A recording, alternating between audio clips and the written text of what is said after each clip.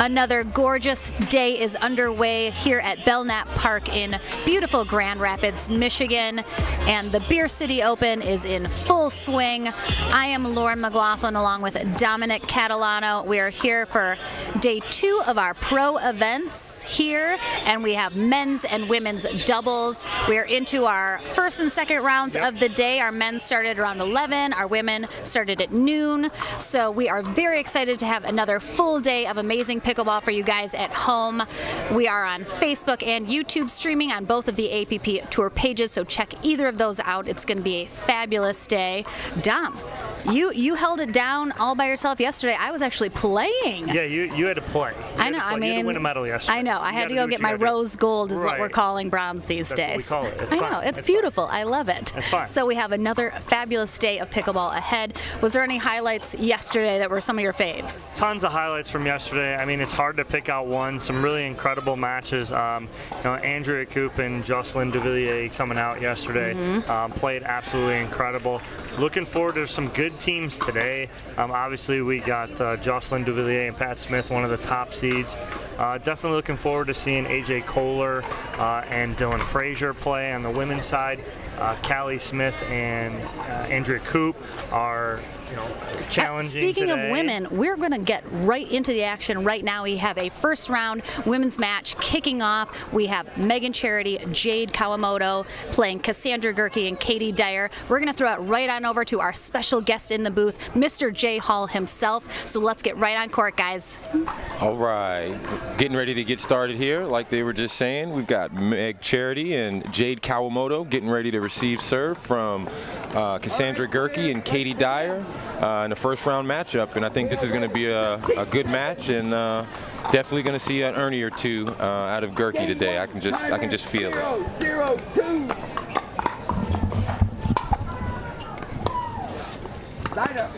Got a quick side out. All right, we made it over to join you, Jay. Oh, hello there. Oh, hi. 0-1. You've been doing amazing so far. Been trying.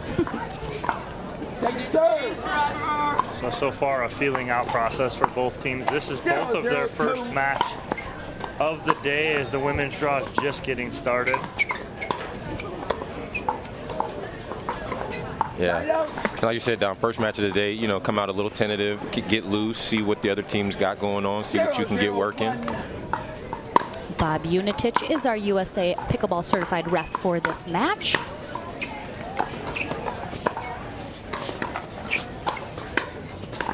Oh, Cassandra Gerke.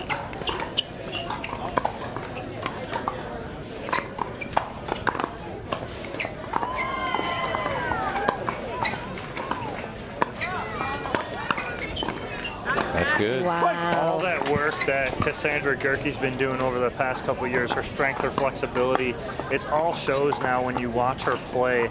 There's not much you can get by her. The position she gets in, it's just incredible the amount of hard work that she's put in over the last couple of years.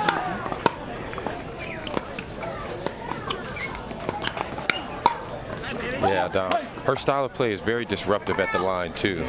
Even just her jumping around up there, the other team sees that, and it may make them have to change their shot. 2-0-1. I love how you put that, Jay, disruptive, because she's so kind of unorthodox and awkward, and so it's hard to prepare for a player like that.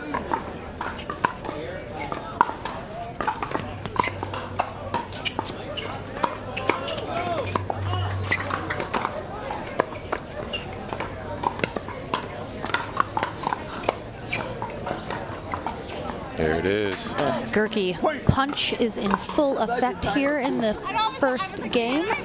Yeah. And when somebody shows you that they can and will, Ernie, you now have to think about that anytime that they get on that sideline, whether they go or not. Absolutely. The threat is always there.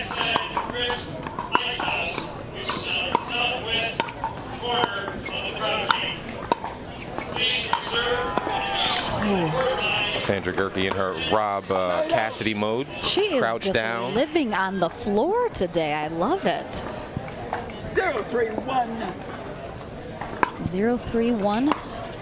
Kawamoto and Charity looking to get on the board here in game 1 of this first round match. Ooh, they got what they wanted. And that's the difference too. When Cassandra Gerke and Katie Dyer play together, they're so familiar with each other. So when Cassandra goes for that Ernie, Katie Dyer does such a good job of covering the middle and the vacated area. Yeah, yeah. And knowing that your partner has your back like that, it lets you know that you can go, and and know that the point won't be over.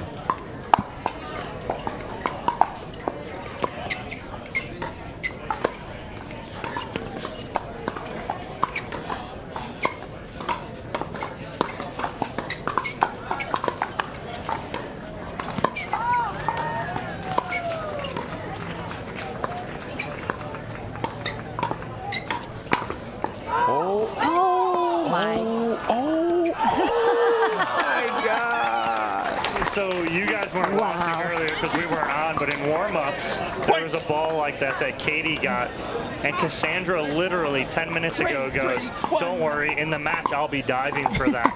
Right on cue, she's in the kitchen on her belly. Wow, what an effort. So early on, it looks like they're definitely making Meg Charity earn her paycheck today. Putting a little pressure on her. Looks like they're trying to keep it away from Jade Kawamoto, who I see also has a nice two-handed backhand.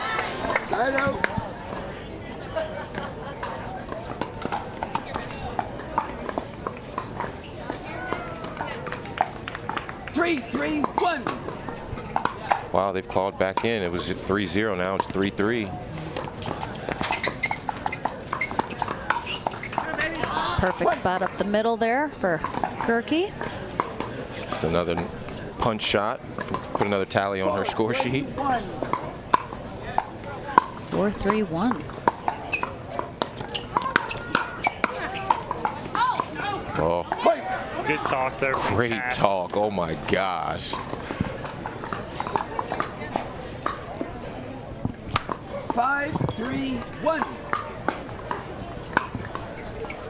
5-3-1. We've got a deep return and a timeout. All right, here in game one of this first round women's doubles match, we have a jigsaw hydration break here taken from Charity and Kawamoto. Gerke and Dyer up 6-3. Currently here in game one, gaining a little momentum. So we'll see if Jade Kawamoto and Megan Charity can adjust a little bit. They were getting back in here, had it tied up at 3. So I think it's just a matter of, getting those shots that you want. For sure. Staying calm. Yeah, and pickleball, it only takes 1 point to either start a run or stop a run. And that's what's happened, Came out 3-0, tied it up 3-3. Now we're up 6-3. See if Dyer and Gerke can keep this streak going and extend their lead as we get back in here at 6-3-1. Nice job. Nice job by Katie Dyer inserting herself right there. And again, the two-handed backhand followed by the forehand put away.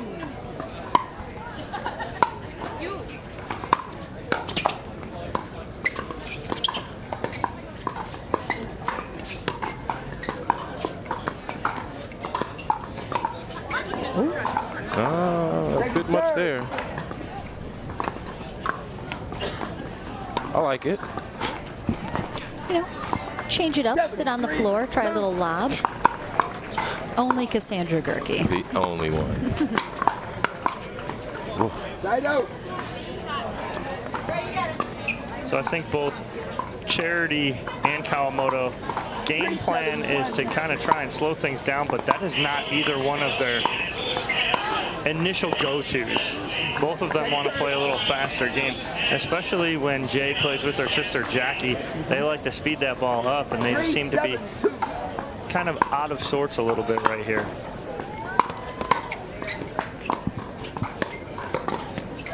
Wow. Yeah, Dom, and partner chemistry is huge. Like you said, she's used to playing with her sister. I'm not sure if this is her first time playing with Meg, but she's lived with her sister her whole life. So you just know that person that much better, and it can translate onto the court, I'm sure. So there's that feeling out process, kind of getting things in order, housekeeping items, if you will. Who's going to take what?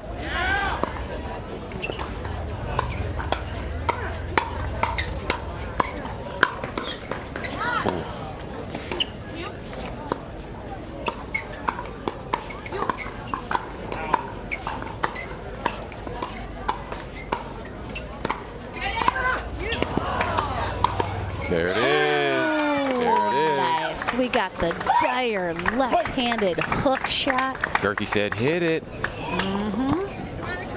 You are 8-3-1. 8-3-1 here in game 1 of this first round women's doubles match.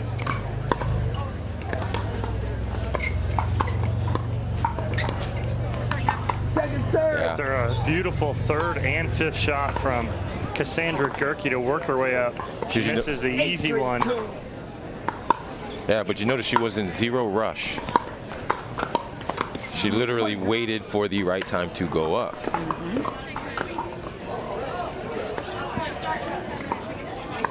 9-3-2.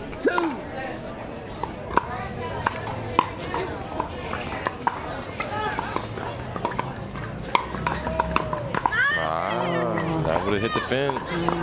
But that's the pressure that Kawamoto can and will put on once she figures out that that's going to be her strength right now. So 2 balls that she drove hard, causing the mistake. 3-9-1. Big side out here. Let's see if Charity and Kawamoto can get a little run going here.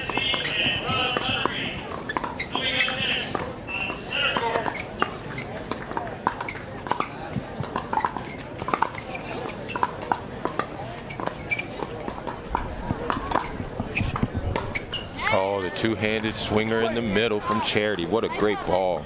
The way she set up, they had to look down the sideline and guard that, and she turned her body and put it right in the middle in the gap. Great shot by Meg Charity. 4-9-1. 4-9-1. Oh, There's that pressure you were talking about, Dom. And that's how they're going to get back in this. They figure that out again. And this is where, you know, someone on the sidelines during a timeout, 5-9-1. a coach, something like that, is going to see something like that and let them know that that's what's going to get them back in here. But they figured that out. Good timeout here from Gerke and Dyer, as they do not want to let Charity and Kawamoto get any closer here to their lead. For sure, you know, and, you know, Katie Dyer's rock solid. You know, she'll think 1,000 times. Like, that is her preferred style of play. And, you know, if they're going to sit there and think with her, I think that she's going to win the majority of the battles throughout this match. But you were also saying with Jade and Meg Charity, if they can get that pressure and keep that pressure and basically stay in the driver's seat and force them, Katie Dyer and Gerke, to play that faster game that they don't necessarily want to play, you know, things could get really interesting really fast. definitely about disrupting the opponent's preferred style of play and not letting them get in a rhythm. Let's see if this is a good timeout for Dyer and Gerke. Yeah. Just because I said Gerke didn't want to play fast doesn't mean she won't play fast. Exactly. As she puts that one away. 9-2. 6-9-2.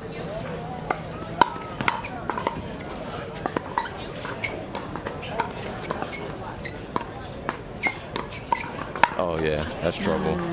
Yeah, Meg Charity's every bit of 5'10", long, lanky. Anything up to her is going to come back Yeah. hard and with some pace. Yeah. 7-9-2.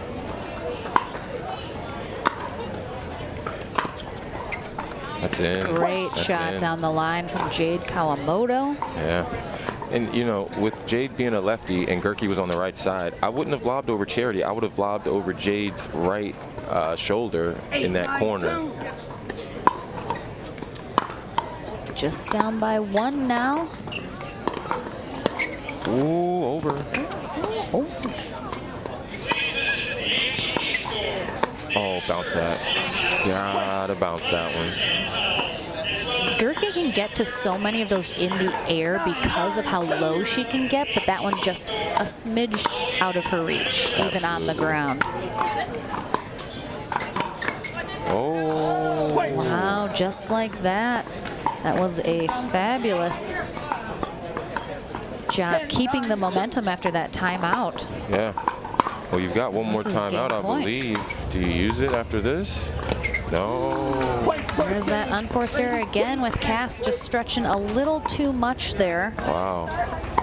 I did not see that coming, you know, based on how slow the game started. But wow, what a turnaround. Yes, and what a fabulous first game. We're going to take a very short break here momentarily before getting back into game 2 of this round 1 women's doubles match. We will be right back after this quick break from our sponsors.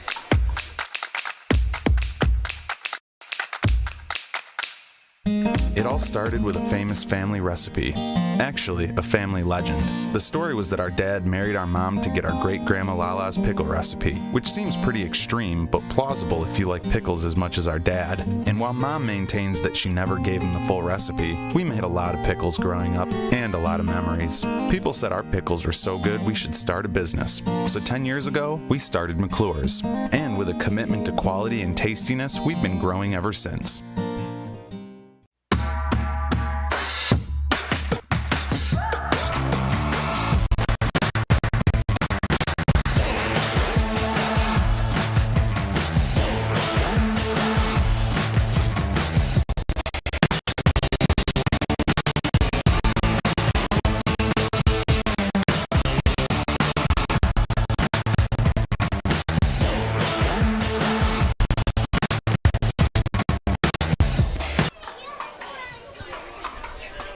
All right, guys, we are back to the action here on center court at the Beer City Open. We have Jade Kawamoto and Megan Charity serving here in game 2. Cassandra Gerke and Katie Dyer receiving. Game 1 going to Jade Kawamoto and Megan Charity with a score of 11-9 after being down most of the game. So we've switched ends and we'll see how this game 2 plays out.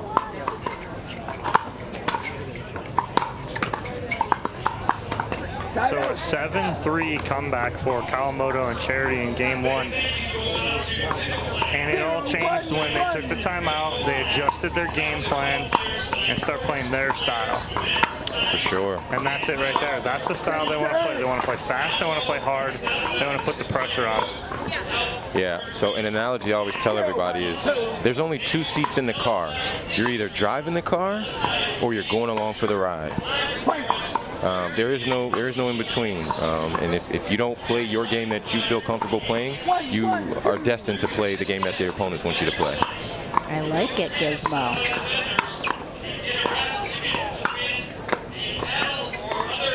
Get it? No. Oh, unlucky net clip there. Gets the side out for Kawamoto and Charity. 1-1-1.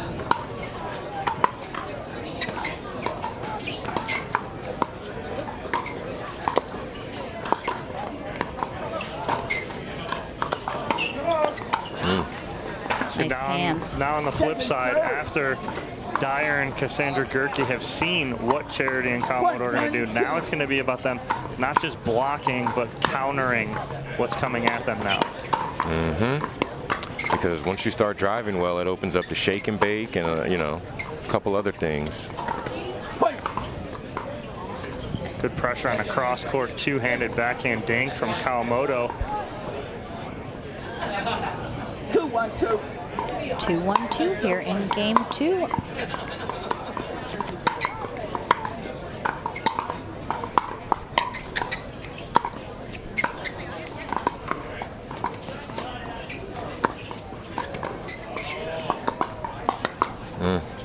So if you watch the positioning too of Kawamoto and Charity, they are not coming to the kitchen line.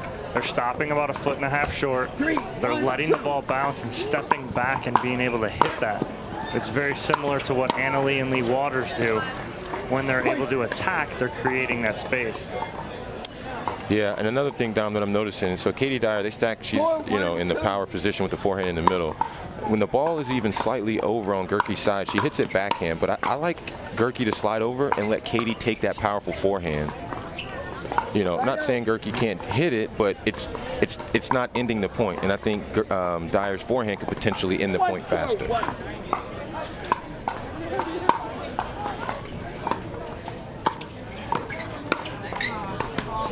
Kawamoto right behind there. Wow. Just seems like Gerke and Dyer are just a little off their game for the beginning of this game 2. Couple unforced errors so far.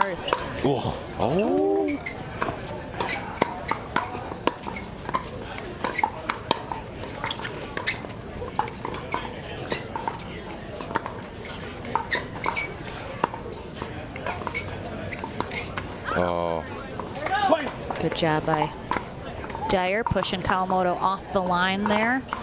Some amazing Forcing that error. resets on that last point.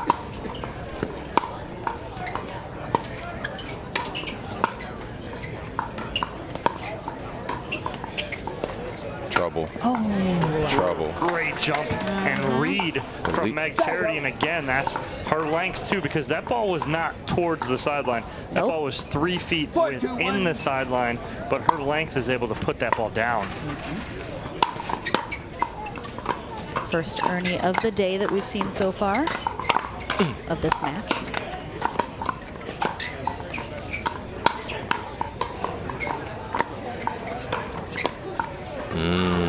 Wow. Yeah.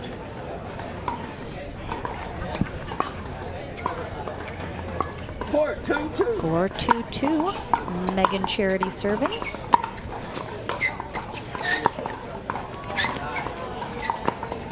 Oh, Side out. All right, let's see if, like you said, Jay, let's see if Gerke and Dyer can get in the driver's seat here. Start to play a little more confidently and in control. oh. No. No. Second serve. Didn't quite get on top of that enough. And it's tough because these ladies get so low, they can turn an unattackable ball into an attackable ball and attack it very well. Bingo. Nice spot there from Charity, splitting the difference down the middle, and Gerke and Dyer almost turning and looking at each other Yeah. as that ball goes right between. 4, 2, 1.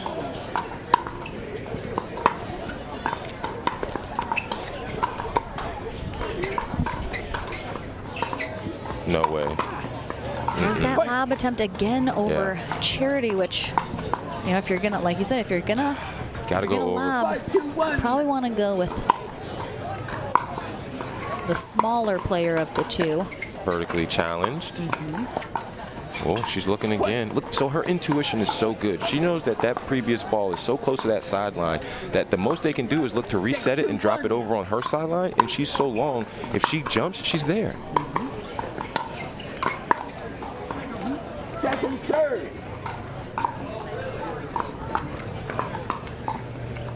6-2-2. 6-2-2. Charity and Kawamoto pulling away a little here in game two. Trouble.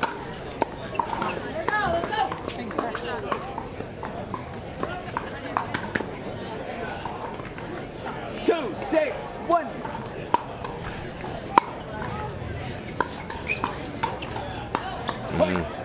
Just wide. It's a big point there. Hopefully the start of getting something going here. It's just feels like Gerke and Dyer need to make a move right now if they want to try and turn the tides here and force a game three. Yeah, yeah. And see if they can do it on second serve right here. 3-6-2. 3-6-2.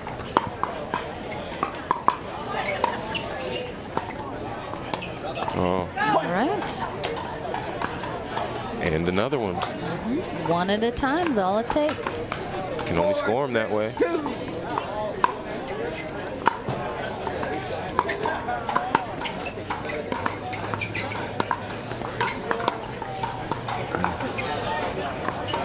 Gerke scares me so much when she doesn't let it bounce at the line. Like, I'm like, So low. 5, 6, 2. All right, now within one are Gerke and Dyer. Seeing what's Wow. happening is Gerke and Dyer have changed the pace of the game. And so they're sucking in Charity and Kawamoto into their style now. And that's what happened to start game one. 6, 2. And now they've disrupted the timing of Meg Charity and Jade Kawamoto. Side out. nice dig by The Gerke. tables have turned here in game two. Brand new ball game here, folks. 6, 6, 1.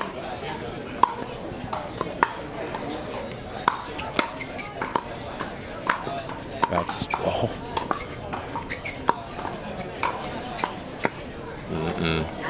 Wow. Second serve. Gerke and Dyer can hold Kawamoto and Charity here to no points, that will be a huge hold and a potential keep their momentum going to take the lead.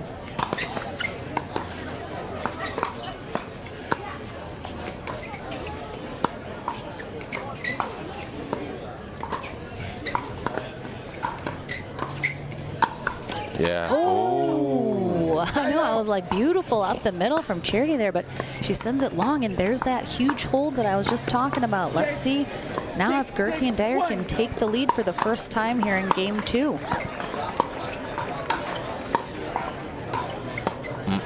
She has to bounce that. Charity setting that shot up too with the cross court with Gerke. She wants to get into that to set up that backhand roll down the middle. When it goes forehand, she's dinking. When it goes to that backhand, now she's looking sideline or middle.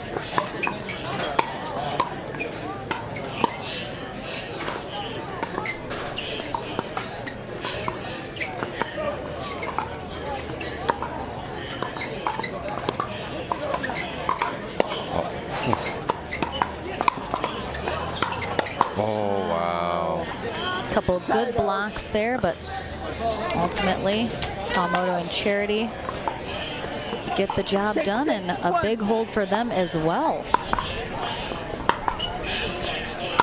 No, no, no. Just gets under that a little bit. First one we've seen like that from Charity. Her drive's been very consistent so far today. Yeah, and the wind is blowing in her face, so she really hit that one. Long. Just long there from Dyer, and that one will put a point on the board for Kawamoto and Charity, and they regain their lead here, 7-6-2.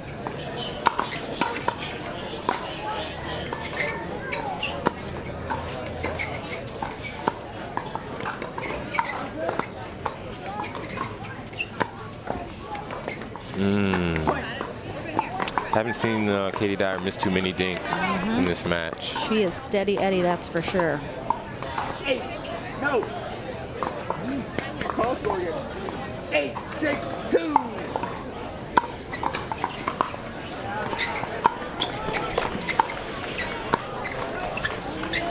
Ooh.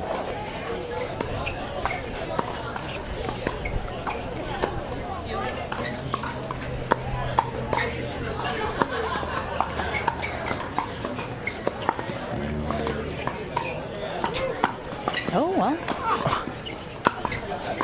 A little miss hit from Charity on that one. Might have saved them, but ultimately. Oh, and it was good. Yeah, good ball backside by Jade Kawamoto. Well, that's all because Charity's got Dyer leaning middle on everything right there, and then all of a sudden ball goes to Jade, and Jade has not gone behind. Perfect time to save that right there at 8-6, and she goes right behind Katie Dyer for the point. 9-6 and a timeout from Gerke and Dyer, trying to change things up again, and biggest key is they need to slow this game down. All right, let's look at some game 1 stats.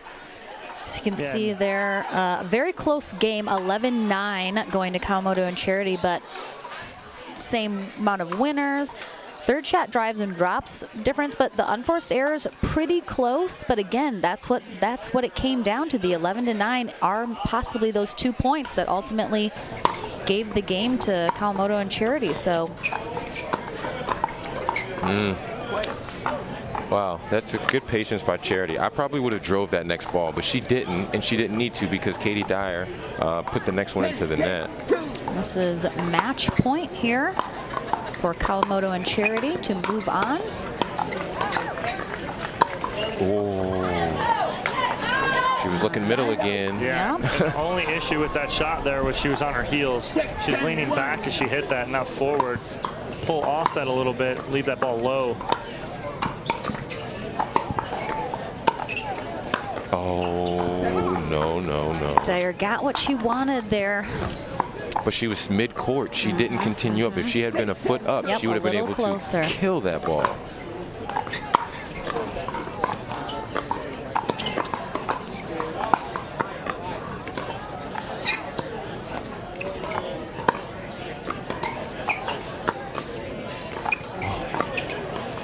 Oh, wow. 20.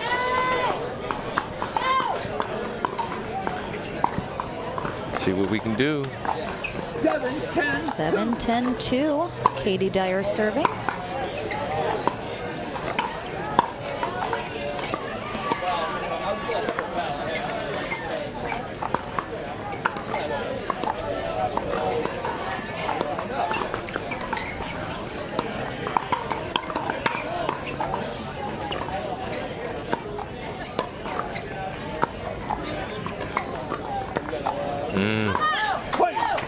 Better job there dinking with Katie Dyer and where she's putting that ball at Megan Charity's feet right there and causing that miss hit. The breeze is picking up here in Grand Rapids, Michigan, so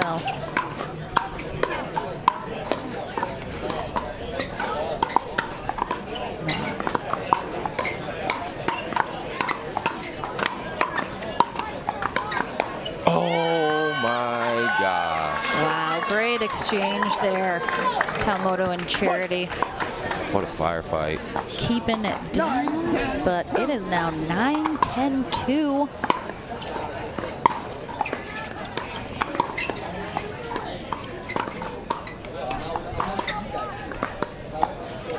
Oh no. They did a great, that was a good little, run they went on there. Let's see if they can hold them. This is still a match point for Jade Kawamoto and Megan Charity. They'll have 2 shots at it.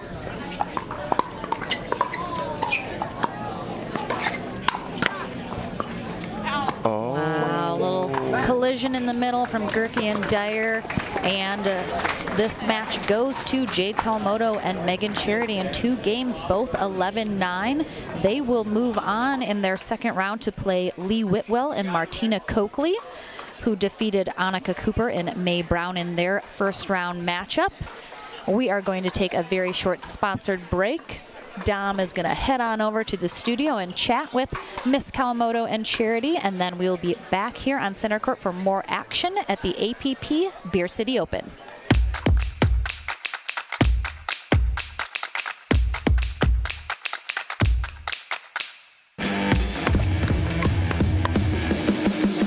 Pickleball is an easy game to play, but it's a difficult game to master. There's so much you can learn from the camp, the correct way to hit a dink, the volley, the serve. At an NSP Pickleball camp, no matter what city that you're in, you're going to have the same experience from the same level of instruction. We cover all aspects of the game, not only just the strategy, but the skills and the mental game. Each skill that we develop within the students' games is then implemented into live play. They can take home easy, simple ways to remember how to execute a shot. The social aspect is great. It's a really tight-knit group. Over 3 days, you really get to know each other and build those relationships. They can meet a lot of other players to expand their playing circle and find partners for tournaments. It's a good challenge for you to see where you match up against other players. If you like the game of pickleball, you will like a camp. Everyone is going to have a great time. It's going to be well worth their while.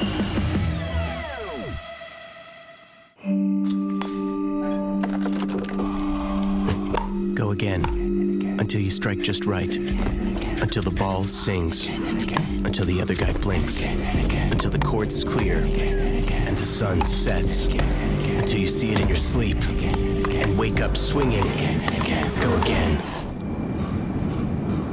until you can't miss, until you can't lose. Go again, and again. It all started with a famous family recipe. Actually, a family legend. The story was that our dad married our mom to get our great-grandma Lala's pickle recipe, which seems pretty extreme, but plausible if you like pickles as much as our dad. And while mom maintains that she never gave him the full recipe, we made a lot of pickles growing up, and a lot of memories. People said our pickles were so good we should start a business. So 10 years ago, we started McClure's. And with a commitment to quality and tastiness, we've been growing ever since. Priority shift from rush hours to slow breakfasts, from busy schedules to scheduled downtime. And as life happens, shifts and surprises are sure to follow. At Priority Health, we'll always be ready to shift with you, from complicated policies to ones written by humans, from a plan for 1 to a plan for 3. Because your priorities have shifted, maybe it's time your health insurance did too. Elders, helpers, and Engage Pickleball love the fun we have and the friends we make playing and teaching this great game of pickleball. We proudly sponsor the 2021 Beer City Open, an APP event in Grand Rapids, Michigan, and welcome all participants and online spectators. At Elders Helpers, we say, live on your own with a helper in your home.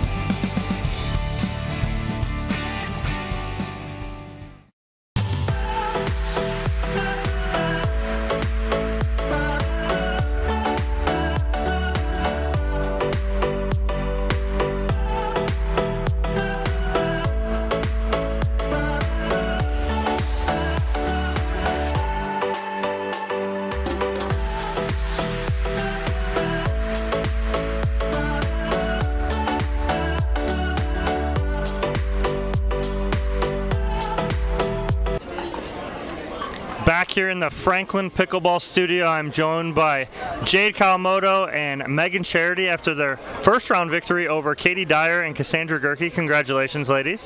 Thank you. Yeah, it was a tough game where we kind of got down in the first game and had to rally back and start playing our game, so it was really fun.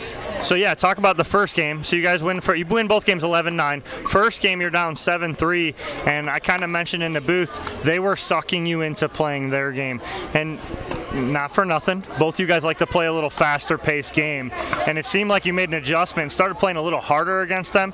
Noticed you were backing off the kitchen line a little bit, creating some space. Was it something at that 7-3 timeout that you guys consciously were thinking of? Well, honestly, I was just making unforced errors in the beginning there, and I think I was a little tight and nervous, so those things happen when you're on center court. But I think when I relaxed and we got rid of those unforced errors and also started playing a little bit more aggressively, it just came naturally. We didn't have to do anything special, really, just make the ball and look for the opportunities to attack. And Jade, it seemed like you were reading Megan going for that Ernie really nicely. She kind of started jumping. She got one, and then even though that was the only one you got, you were jumping a few times, and Jade, you were sitting in the middle. Were you reading her very well? Yeah, I think we kind of talked about it, and I said, like, my cross-court dinks, I kind of want to try and pull them wide and try and set her up for an Ernie or a put-away, so that was our game plan. So once I kind of loosened up and started dinking better, that worked out. And it seemed like your guys' game plan worked to perfection. 11-9, 11-9. You come away with two close victories in those games, so congratulations. Moving on to the second round, ladies. Yep, thank you. Thank you. All right, we're going to take a quick break. When we come back, we'll have our next men's pro match on championship court. Don't go anywhere, guys.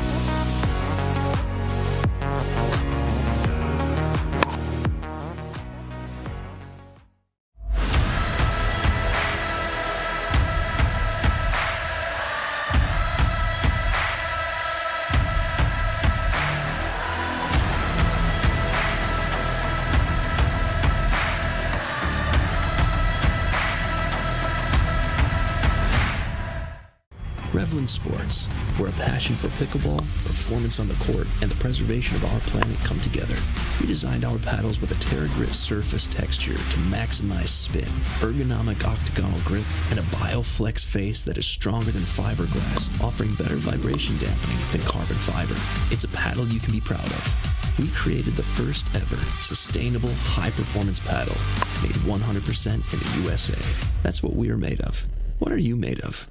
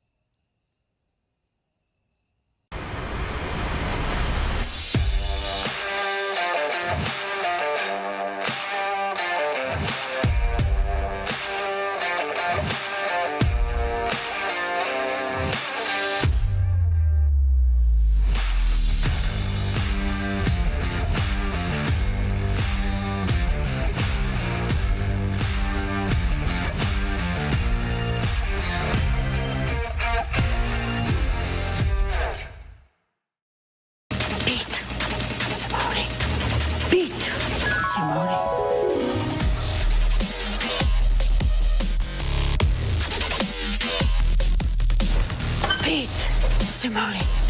You're gonna need this. Thanks, Ben.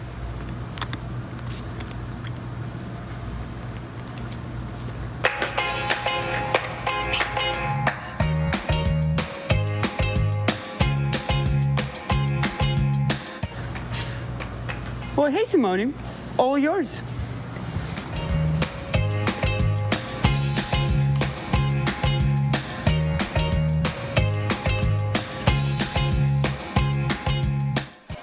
Welcome back, everyone. I am Lauren McLaughlin along with Dominic Catalano and Jay Hall here in the booth at the APP Beer City Open. We have coming up next a men's pro doubles match with some hometown favorites, Shane Stokes and Jordan DeWeerd, who will be taking on Rob Cassidy and Rob Nunnery.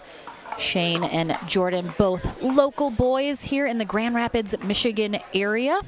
And speaking of local delicacies, we just enjoyed some Little Caesars pizza here in the booth, which if you're from Michigan, you know. It's a pizza thing here in Michigan to love the Little Caesars. I feel like outside of sort of Michigan and or the Midwest, people don't appreciate it as much, but just a big shout out to Little Caesars, just, you know. Well, I won't say that Little Caesars sponsored my daughter's birthday party, but the other day we threw a 10th birthday party for her at Pickleball Farm. And guess where the pizza came from? Little Caesars? I love it. Yeah. The C is so fantastic. So coming up, guys, Jordan DeWeerd and Shane Stokes defeated DJ Howard and Brian Brooks in their first round matchup with a score of 11-9, 10-12, 11-3. This is Rob Cassidy and Rob Nunnery's first match of the day. They will be on the near end to start us off. Shane Stokes will be in the purple shirt, Jordan DeWeerd in the white on the far end. Diane Unitich is our USA Pickleball certified referee for this match, and we are underway. Oh yeah, way to split the that corner. I mean, he had to stay. He literally did the splits, but it worked. He didn't hit the kitchen. 1-0-2. All right, our hometown boys on the board first. Yeah, nice jump by Rob.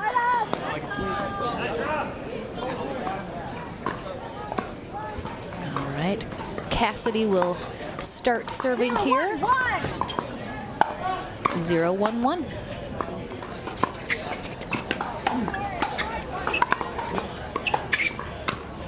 No. So when Rob Nunnery gets on that front foot and is leaning forward, you know you're in trouble because he's coming hard, he's coming fast. He's so quick and agile that, again, like I said, when he gets on that front foot and going forward, that's trouble. Yeah.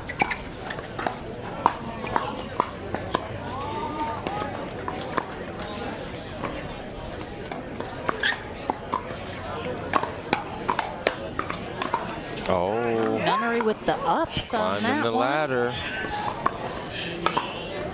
And it was Cassidy first who pulled a little flip there off of a dink. But watch for Nunnery. Nunnery is known for that as part of his arsenal. Oh. Wow. Wow.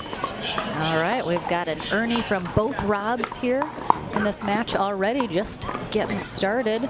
Rob squared. 3-1-1. So again, talking disruptiveness, look at how anytime Rob hit a drop shot, the other Rob crashes the kitchen looking to pounce on that next ball if it's available. Absolutely.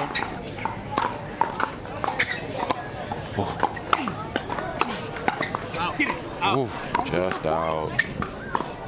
Rob Cassidy with those quick hands. He fears nothing.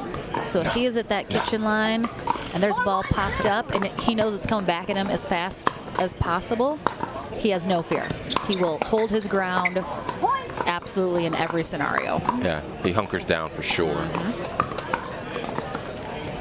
Cassidy and Nunnery extending their lead, 5-1-2.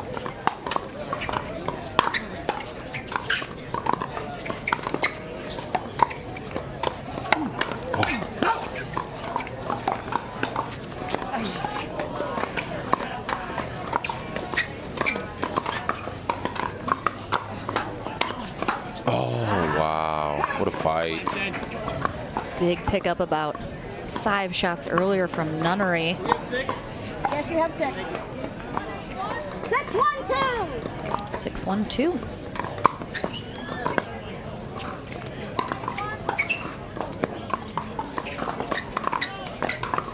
Oh, look at the flick. As both Cassidy and Nunnery will be always looking to speed that up. Yeah. And we have a timeout here from DeWeerd and Stokes. So you look at Cassidy, and everybody always talks about Rob and his grip and his style of play and all that. Everybody always thinks, you know, Cassidy comes from a ping pong background, this and that. The truth of the matter is that Cassidy grips that paddle, and where he gets that grip from? Ultimate Frisbee. Exactly. So when he has that grip, it's because he's played some serious and very competitive Ultimate Frisbee through college and on after that. And so his grip is very similar to what he would throw a Frisbee with. And so that's where that grip comes from, is from his Ultimate Frisbee days, where he feels more comfortable with the paddle in his hand like that. And so we were talking to him the other night, and he's kind of going over everything and how, and you know, where he came up with it and how he came up with that. And it's a comfort level. And that's what's so great about this, is that there's not one right way to do things. It's how you're comfortable. And you see Cassidy with a very unorthodox grip competing at the highest level in pickleball. We've seen both Nunnery and Cassidy playing together several times here in the APP Tour. They always have a good showing. I think continuing to get more and more comfortable with each other as partners.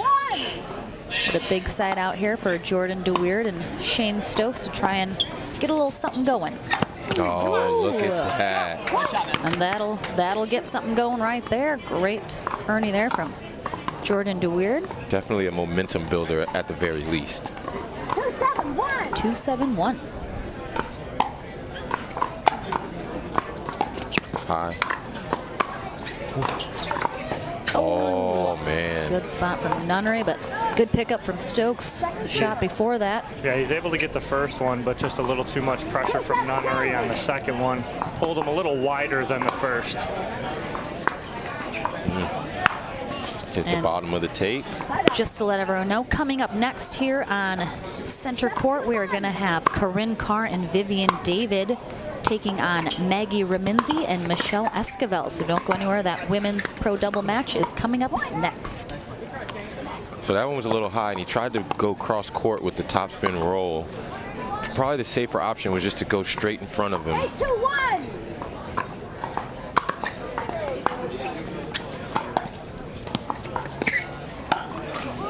Oh, just long, but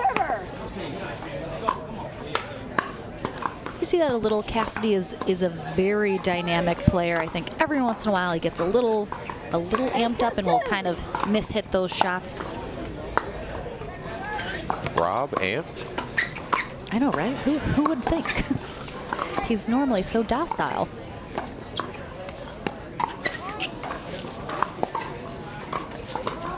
That's trouble.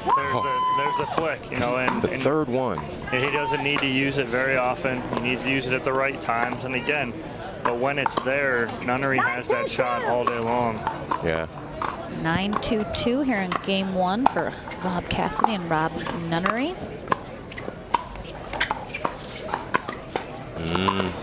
So he sold it. Yeah, the deception on that is that Stokes thought he was going sideline, and Nunnery made him commit first. And then as soon as Nunnery peeks and sees him commit, goes middle. It's game point here for Nunnery and Cassidy, and Nunnery gets the job done with a beautiful Ernie. Wow. So we will take a break here in a moment to give a quick shout out to some of our sponsors, and then don't go anywhere. We will be back for game 2 of this men's pro doubles match in a moment.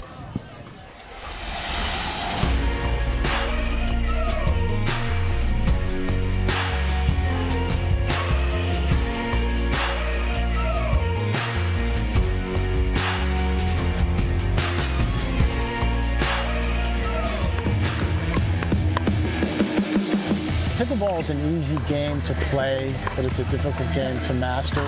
There's so much you can learn from the camp, the correct way to hit a dink, the volley, the serve. And at NSP Pickleball Camp, no matter what city that you're in, you're going to have the same experience from the same level of instruction. We cover all aspects of the game, not only just the strategy, but the skills and the mental game. Each skill that we develop within the students' games is then implemented into live play. They can take home easy, simple ways to remember how to execute a shot. The social aspect is great. It's a really tight-knit group. Over 3 days, you really get to know each other and build those relationships. They can meet a lot of other players to expand their playing circle and find partners for tournaments. It's a good challenge for you to see where you match up against other players. If you like the game of pickleball, you will like a camp. Everyone is going to have a great time. It's going to be well worth their while. Welcome back, everyone. Lauren McLaughlin, Dominic Catalano, and Jay Hall here in the booth at the APP Beer City Open. We are just about to kick off Game 2 of this second round men's pro doubles match. Rob Cassidy and Rob Nunnery serving to Shane Stokes and Jordan DeWeird. Both from the Grand Rapids, Michigan area here. I'm sure they have a lot of local friends and family cheering them on here as they play.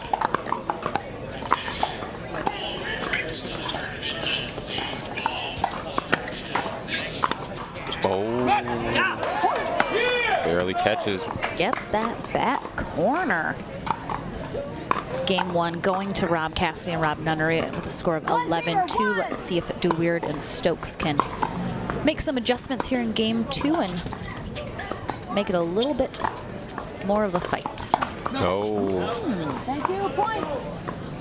So Cassidy just a little ambitious on that ball right there, trying to make something happen from a position that's just not available. Yeah. Second server. You know, and it looks like, you know, Stokes and DeWeird are not playing their game. They're being sucked into the game that Rob Squared feel most comfortable with.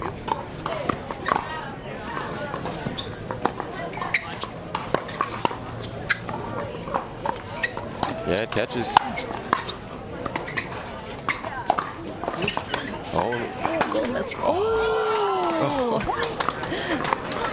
There's a little miscommunication there. Rob Cassidy saves them, I think, on that last one by putting that ball in the net. And it puts them up 3-0-2 here in Game 2. Oh, no.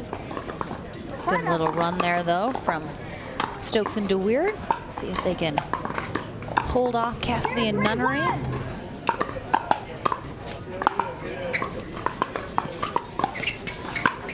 Yeah. How'd it go long, DeWeird too? DeWeird, I think, knew that was trouble with a capital T right there. 1-3-1. That's short.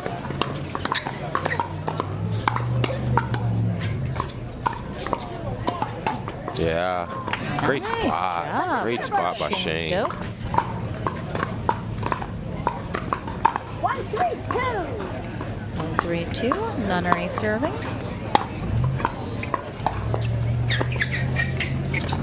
No. Oh, nice angle there from Shane Stokes. Gets them the side out. Only give up 1 point. Let's see if they can add to their lead here. 3-1-1.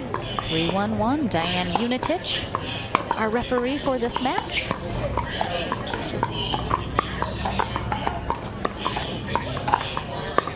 Just wide. He had Good it. idea. Yep, that line was open. It's a great setup there. Great setup there by DeWeird. Doing it himself, setting up the shot down the line. Just trying to aim it instead of get it there. Those resets.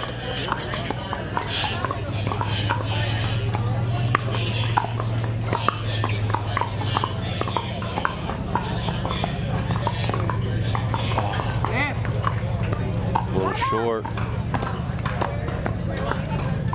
Stop. 1-3-1. Missed. Can't miss serve returns. 3 points, we say. Oh, miss it from Cassidy there in the back. I think he knew it the second that ball came off his paddle. 2-3-2. That's no, 2. And that ties him up here at 3. 3-3-2.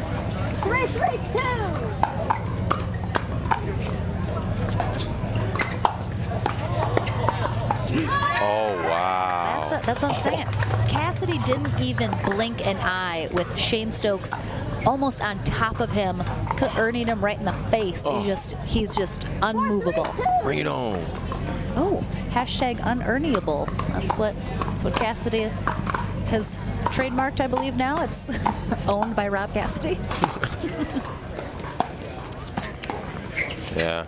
He was worried about Rob hitting that Ernie on that left side. Took his eye off the ball and not able to get it over the net. It's that pressure.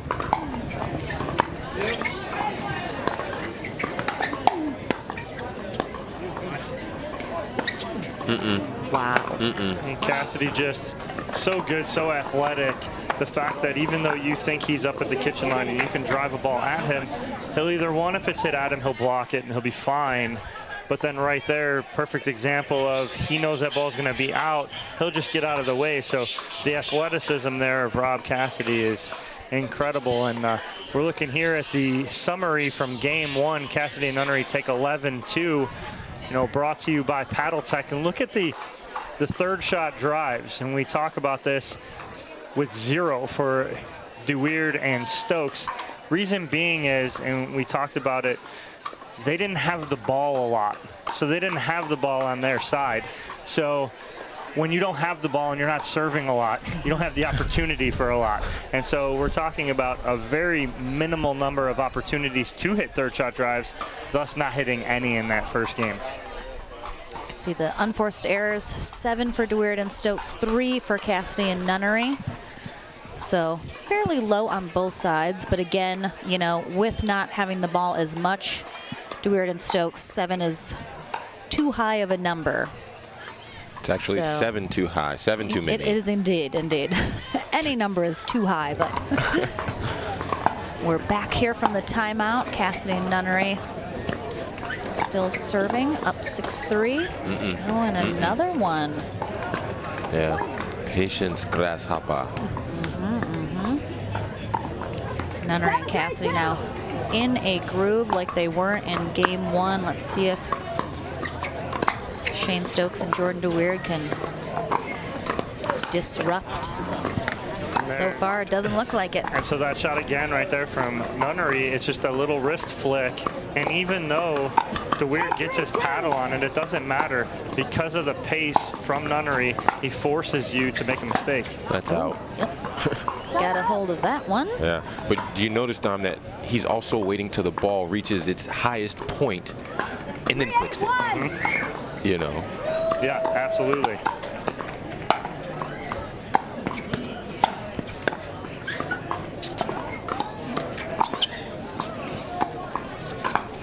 Uh-oh. Yeah. Nunnery, one of the best players on tour with that sort of backhand, either up the middle, down the sideline, cross court. You just never quite know where it's going, and we see him get a lot of opponents with that.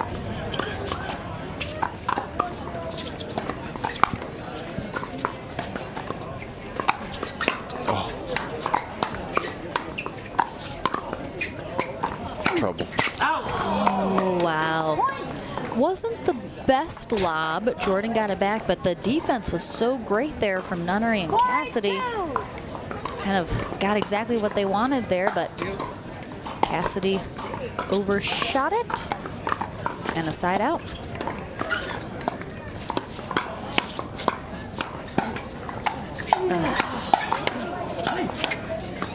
Oh, wow. The Cassidy pirouette on display during that rally. 10 out of 10. Yeah, you're not going to win that hands battle with Cassidy just because he's got some of the quickest hands out there. Him, Pat Smith, some of the best on tour. Up. Oh, he was there, just didn't quite get under it enough. And that wind is picking up. Yeah. Little gusty. 8-4-2.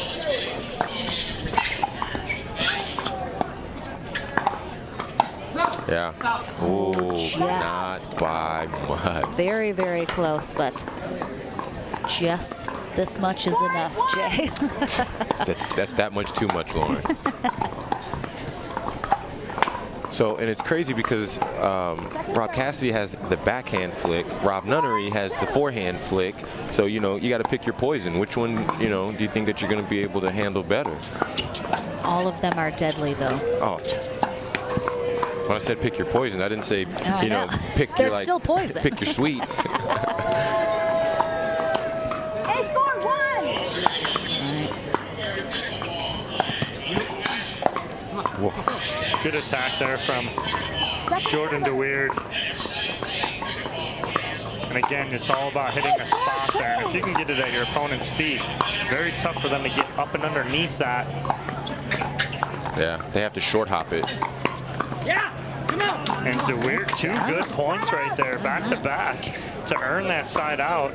See if they can get back in this. They're halfway to Cassidy and Nunnery. They've had some big holds here. They just need to. Uh-oh.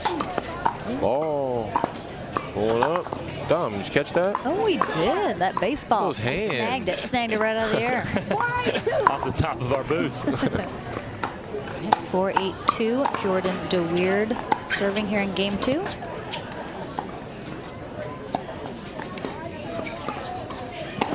Yeah, and again, that intuition, just taking the chance that he thought he read it right, that they may place that ball on that sideline where he can reach it.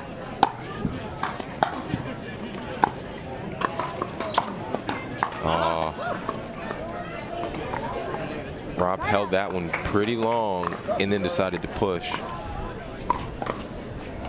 8-5-1. 8-5-1. Cassidy serving. No, just wide. Second server. I do feel like Stokes and DeWeerd are playing a little more confidently now this game, for sure. I feel like they're feeling a little more relaxed, a little more getting the shots they want. Cassidy and Nunnery have been stuck on 8 here for a minute.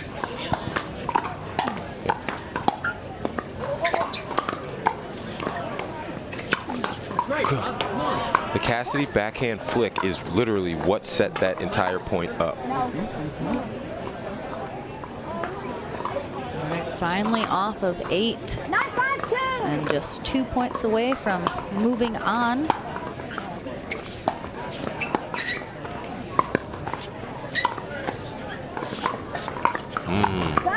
Just a little too loose there for Cassidy. It almost looked like he changed his mind a couple times mid-bounce right there, what he wanted to do, and then makes the mistake on the one he does choose, but they still have a 9-5 lead here.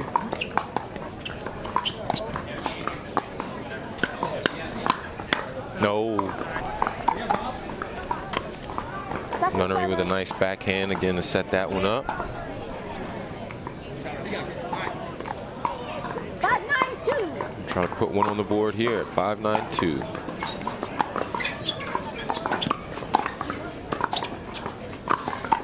Nice resets there from DeWeerd. That's the right shot.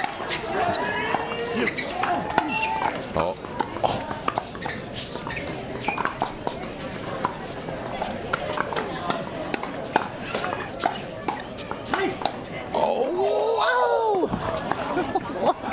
Oh gosh. Oh my.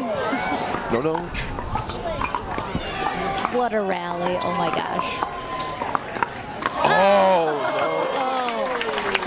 Wow. Great rally on both sides. The best rally of the day easily for Stokes and DeWeerd as they handled everything that was coming from Rob Cassidy. Nunnery did not play a ton on that ball at that point, but they handled everything that Cassidy had. 2 lobs in that exchange. Had it all. Well played by everyone.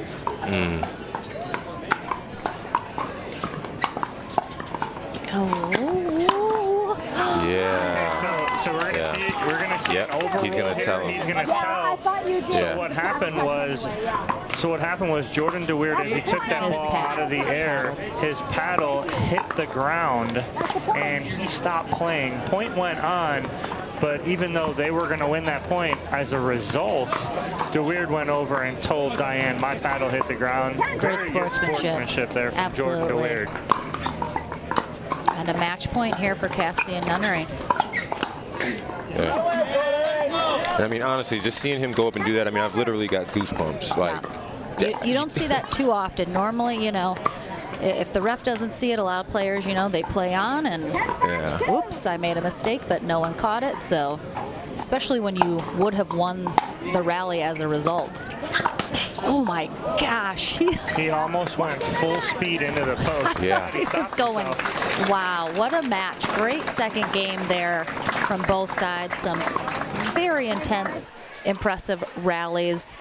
But ultimately, Cassidy and Nunnery come out on top there 11-2, 11-5 over local guys, Jordan DeWeerd and Shane Stokes. Dom is going to head over to the studio and chat here in just a moment with our Rob Squared team. And then, as I mentioned, coming up next here on Center Court at the APP Beer City Open, we have Corinne Carr and Vivian David.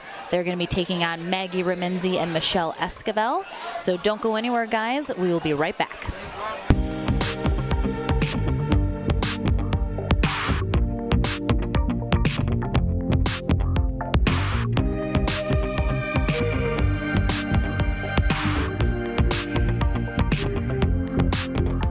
It all started with a famous family recipe. Actually, a family legend. The story was that our dad married our mom to get our great-grandma Lala's pickle recipe, which seems pretty extreme, but plausible if you like pickles as much as our dad. And while mom maintains that she never gave him the full recipe, we made a lot of pickles growing up, and a lot of memories. People said our pickles were so good we should start a business. So 10 years ago, we started McClure's. And with a commitment to quality and tastiness, we've been growing ever since.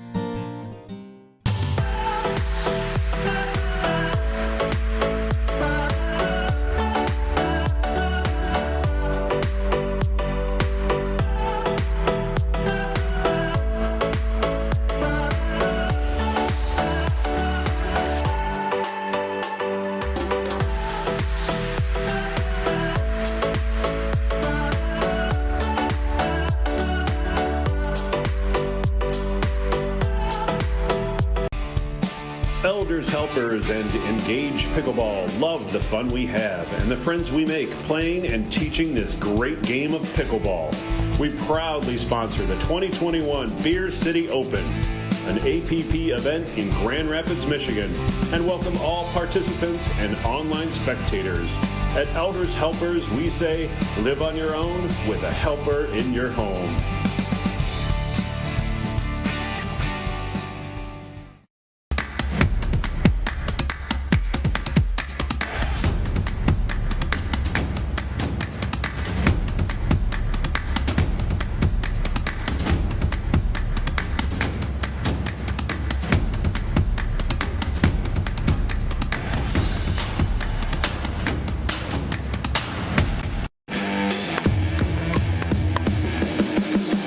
Pickleball is an easy game to play, but it's a difficult game to master.